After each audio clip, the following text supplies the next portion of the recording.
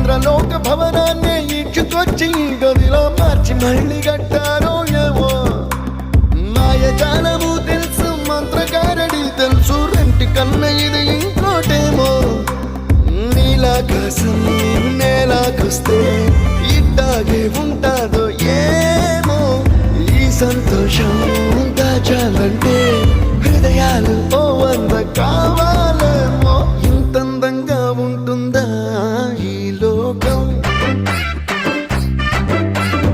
ఇన్నాళ్ళు ఈ మనసుకి తెలియాలేదే పాపం